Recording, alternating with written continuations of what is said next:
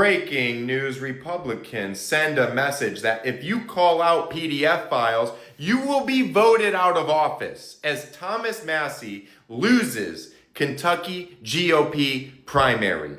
Republicans, we hear you loud and clear. You're all in on the PDF files.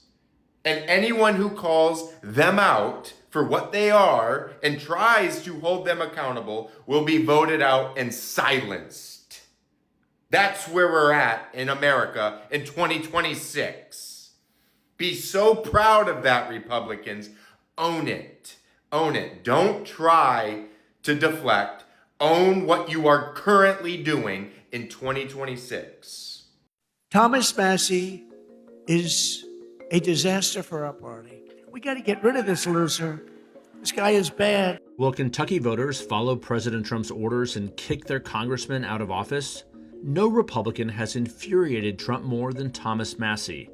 He led the charge to release the Epstein files. There shouldn't be buildings named after these perpetrators of these heinous crimes. And was one of only 2 House Republicans to vote against the landmark One Big Beautiful Bill Act. He's the right person for the job. Yep. You know, doesn't matter what Trump says or anybody else. I know him, I know how he is. Why do you think President Trump's coming after him so hard? Because he, according to President Trump, he says no on everything, and he kind of does know on a lot of things. That's what some people like about him, though, right? Exactly. That's what I like about him, about some things. Thomas Massie is running against a candidate named Ed Gallrein, but he's really running against President Trump and many outside allies who want to see Massie voted out. He's disloyal to the Republican Party. He's disloyal to the people of Kentucky. And most importantly, he is disloyal to the United States of America. This is clearly Trump country. There's no doubt about it. He won about 85% of the vote here in Lewis County. The question is whether Thomas Massie's brand can overcome all of these Trump attacks. Thomas Massie has burnt every bridge he could possibly have to be effective. He has no friends in Congress on the Republican side. I always compare it to mommy and daddy fighting. You know, we love both of those people. We love Trump, we love Thomas, and we just have kind of figured it out here. This primary is going to be one of the most closely watched in all of May, in fact, all of the midterm election year, showing if Republican voters are willing to go against their president. I want to thank President Trump for his support, his endorsement, and his counsel as I navigated this campaign, which is a journey of unto itself, and for his courageous leadership of our nation at this critical time. I want to emphasize that, this critical time and juncture in history. Thank you, Mr. President. We won the Massie thing. He was a bad guy. He deserves to lose. Thank you very much, everybody. I have called and conceded the race. Hello guys, welcome back to the channel.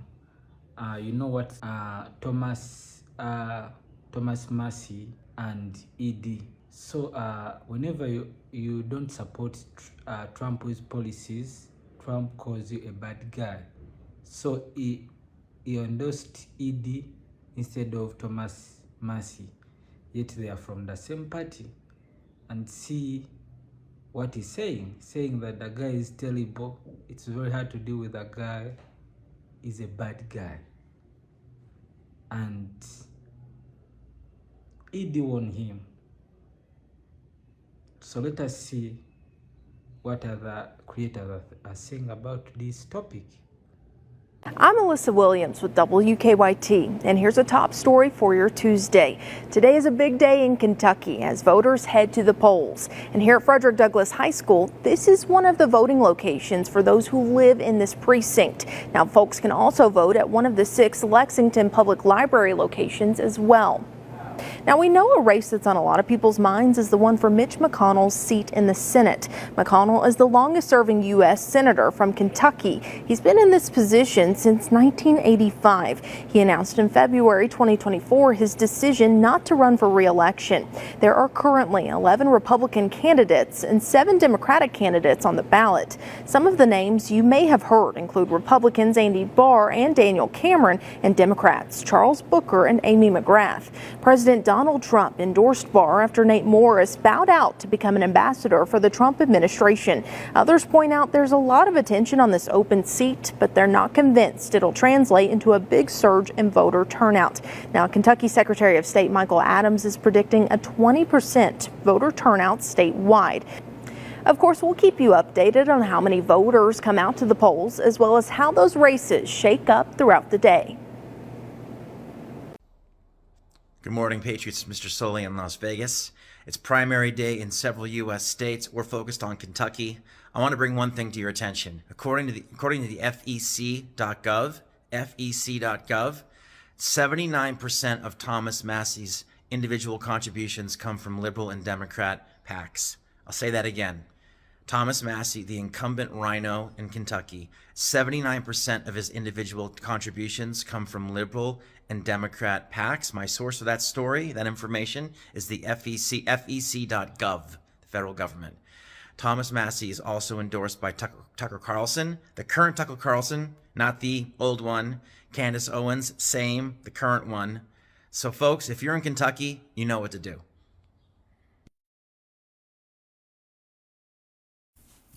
If you live in Jefferson County, Louisville, Kentucky is what we're talking about, then you need to pay attention to this. This could affect you, or it might affect somebody you know. If you're not registered to vote yet, pay attention, this is for you. And or if you are registered as an independent, this is going to apply to you. So here's the scoop. We at the state level, my colleagues, made a change back in 2024 that is taking effect in this year's election cycle. And it did some pretty major things. It changed 2 of our races to be nonpartisan, our mayor and our Metro Council member races. Okay, so nonpartisan, that means when you go to your ballot, you will not see a political affiliation next to that name. Despite your feelings on that, there's a couple of things to know. As an independent, if you were registered as an independent, you have not been able to participate in the primary, which will be May 19th this year. You had to wait until the general election in November. That's not the case anymore. So you need to make sure whether you are registered or not. If you're not registered, you have till April 20th, so get that done.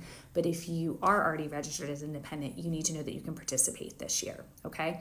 So again, May 19th, this is going to account for about 75,000 independent voters in Jefferson County who can now participate in our elections. Now, another thing to remember, if you're somebody who's like, can I vote just a straight ticket party? You can, but you're going to go back in and you're going to specifically select who you want for mayor, who you want for your Metro Council.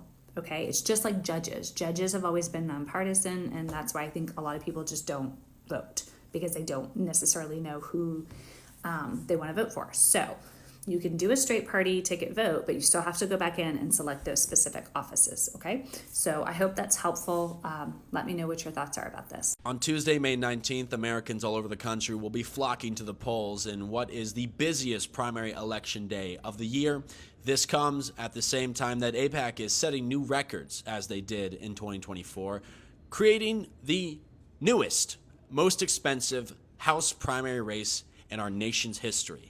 Going against Thomas Massie for standing against Israel's genocide, AIPAC is pouring over $15 million to challenge him and oust him from his seat in Kentucky's 4th District. Massie needs to win, and so do all the other anti-Israel candidates across the country. Make sure you are not giving a single vote to a Zionist politician, no matter if they're blue. This is not vote blue no matter who. We know where that got us. AIPAC's trying to prove that they can literally dump infinite money into our elections and oust whomever they'd like they did with Cori Bush and Jamal Bowman, attacking the squad who was anti-Israel in 2024, kicking them out of Congress. Please, again, do your research before giving up your vote. Do your research. Good luck, everybody, and let's buckle up. Today is voting day in Kentucky, and yes, I went and voted this morning, okay? I'm confused. I only had 2 things to vote on my ballot. And after research, I understand that When I registered, I declared I'm Democratic, so that's what I voted on. But then outside of the school, there's all these people holding signs for such and such, for magistrate, for jailer, for this, for that. Who votes for those people? Because they wasn't on my list. I just had House Representatives and Senate. That was it. So who are these, like for the state election? Who votes for those, or city elections? Who votes for those people? Because they wasn't on my ballot. And then again, I've never voted in midterms, so y'all can call me dumb, stupid, whatever. I honestly do not know, so that's why I'm asking. Tens of millions of dollars of outside spending. Over $33 million has been spent in that Kentucky 4th race alone, one of the highest for a Republican primary for a House seat. And $19 million of that is spent against Massie or in support of his challenger, Ed Gallrein. We talked to some supporters of Massie yesterday, though, who do credit his independent streak as a reason why they are continuing to back him. Take a listen to what voters told us yesterday. I believe he's voting in the right way. He's supporting the victims of the Epstein scandal, standing up for the victims, which I believe is the right thing to do. The Iran war still hasn't been explained as far as why Iran was invaded by the United States. He has opposed foreign interventions. He opposed the Iran war. President Trump said when he was campaigning that he was against foreign interventions, and yet when he became president, he's been getting involved in foreign interventions. So he seems to have reversed course on what he said he was going to do. But Congressman Massie has been a person who sticks by his principles and does what he thinks is right. How do you feel about his chances, Mark? It's looking like a toss-up. And that was a sentiment we got from a lot of voters as well as Massie, that this is a tight race, it's a jump ball, even though voters credit the times he has opposed President Trump, even if they support President Trump generally. All right, Aaron Navarro, as voters go in and leave with that sticker saying, "I voted," we thank you so much for your coverage today. And tonight, a reminder for you at home, Major Garrett leads our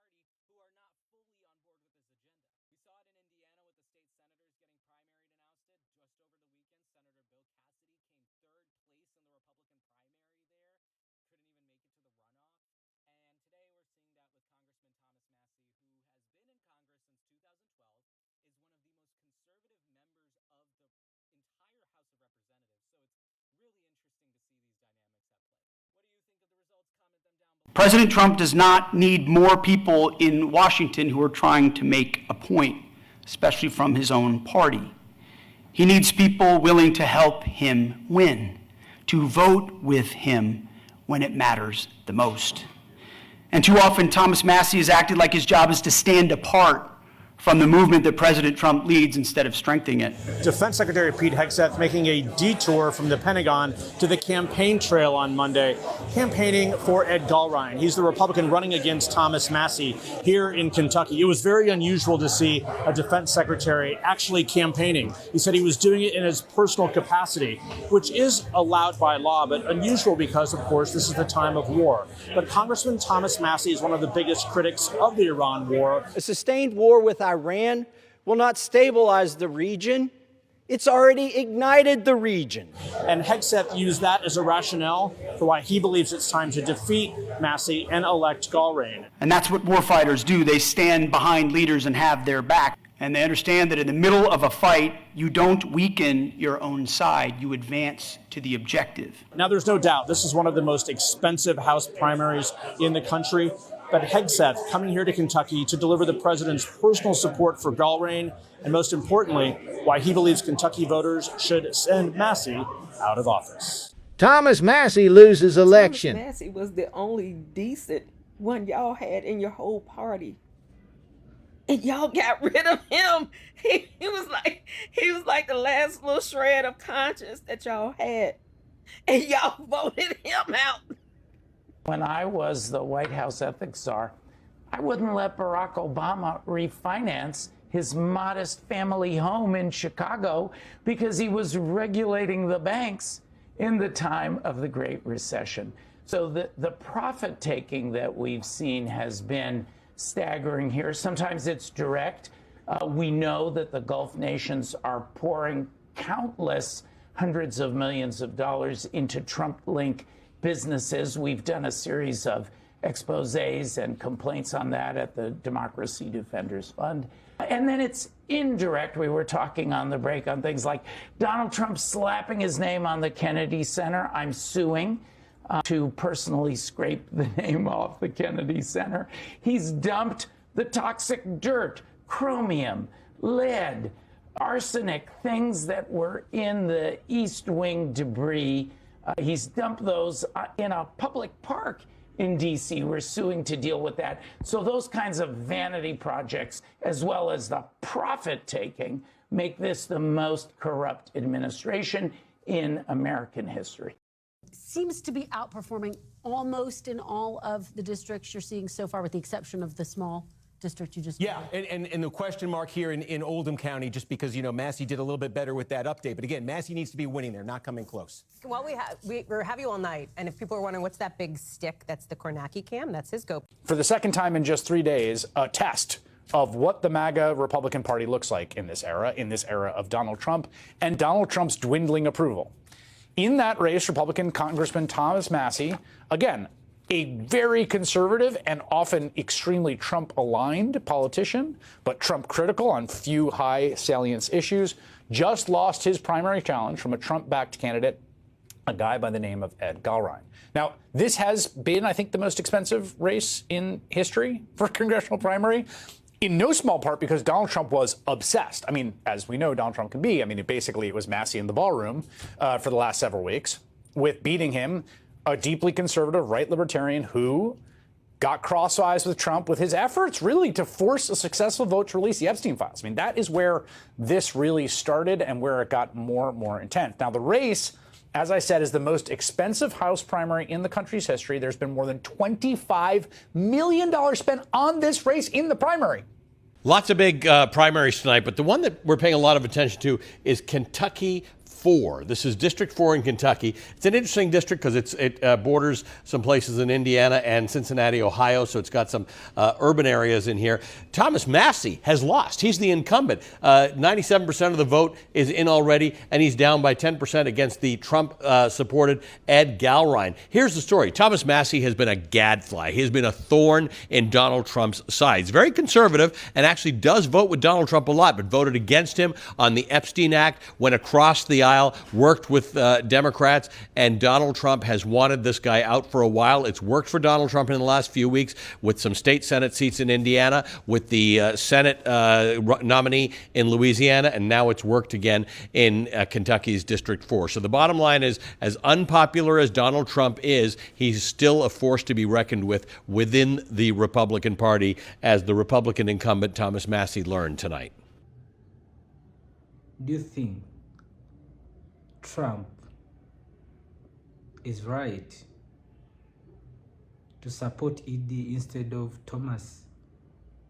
Tell me what you think down in the comment. Thank you for watching Great Minds Blacks.